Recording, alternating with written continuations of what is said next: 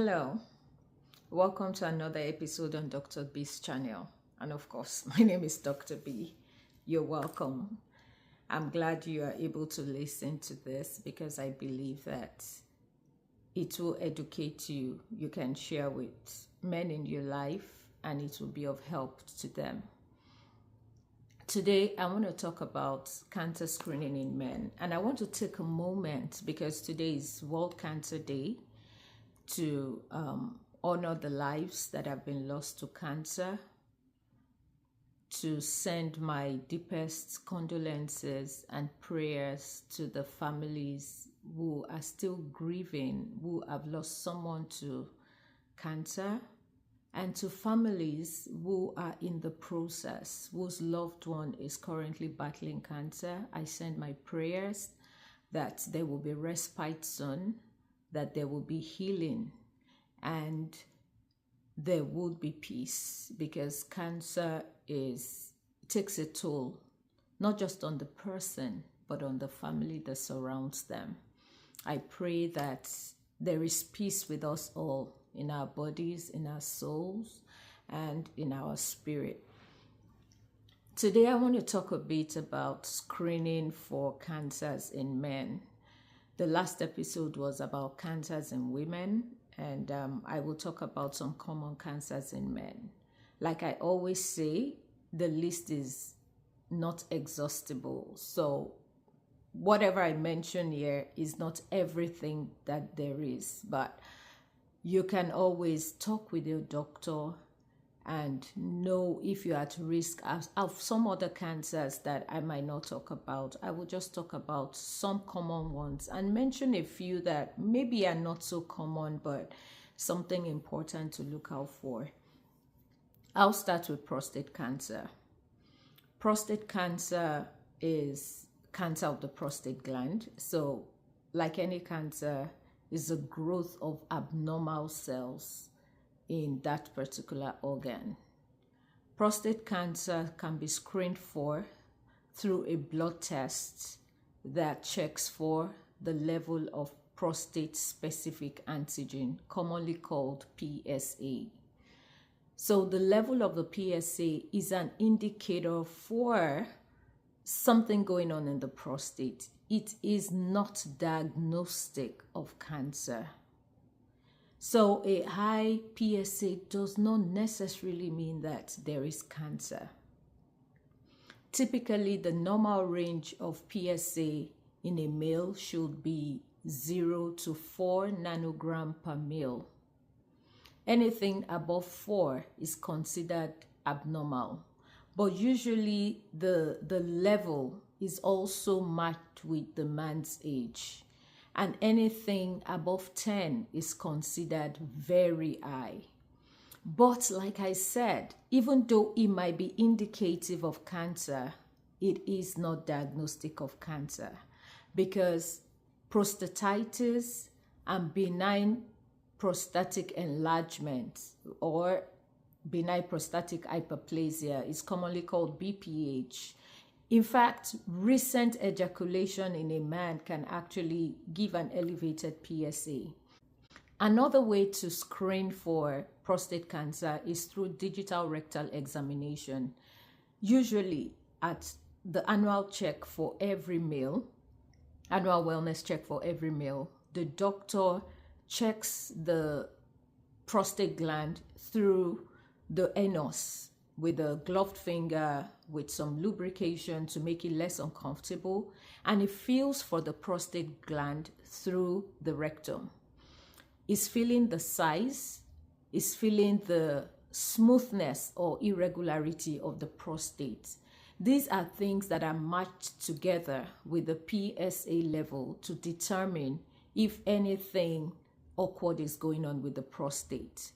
So the PSA level, the digital rectal exam, determines how the doctor moves forward for something more diagnostic in the man.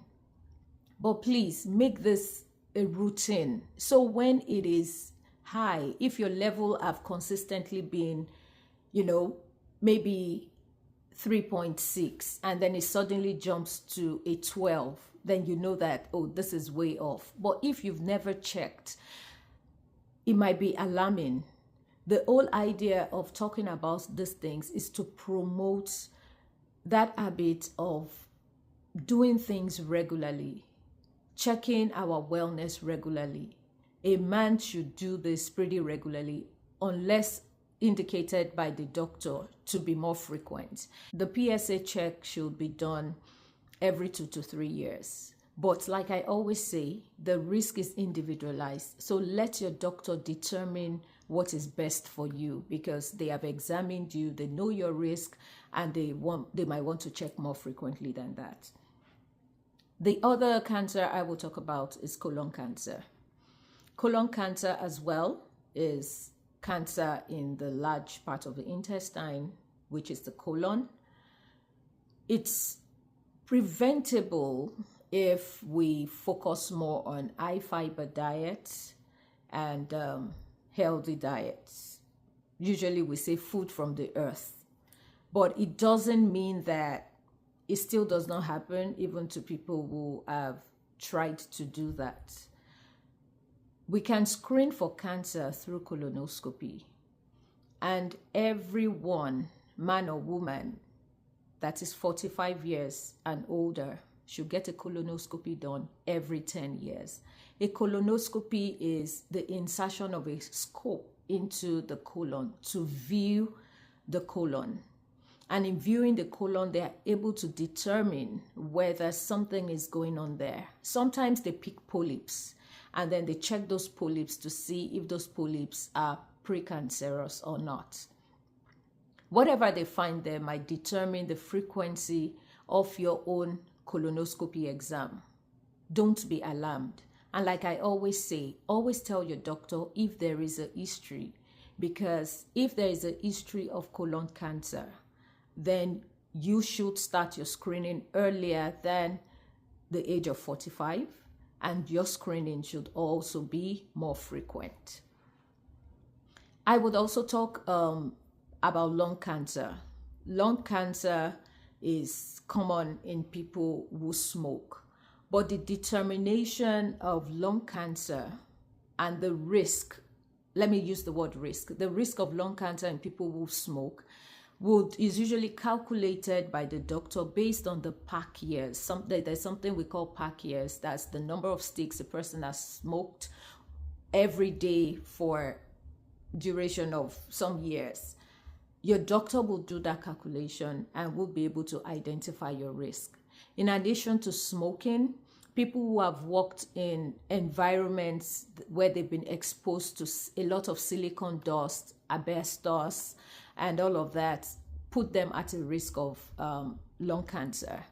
So that information is important, and it's helpful that you share it with your doctor so they can determine your risk and test you specifically for it, because lung cancer is not routinely screened for in most environments. So for people who are at risk of that, you would want to talk with your doctor about it to ensure that that is taken care of.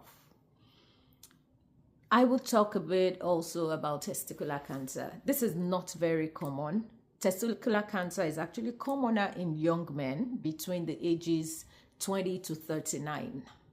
And it is people who have what we call undescended testes, never mind the medical word, are at more risk of having testicular cancer. But like I said, it is in the younger age group. There are other cancers that men could have, pancreatic cancer, liver cancer. Many times there might just be a symptom, feeling unwell, losing weight, losing appetite unnecessarily. Always check with your doctor. You lose nothing checking with your doctor and insisting on getting screened. Most importantly, make this a routine part of your life. Regularly, know the dates, know the times, and go schedule a screening test. Remember, your health is still your greatest asset, so take care of it. Until the next episode, stay well and stay safe. Bye.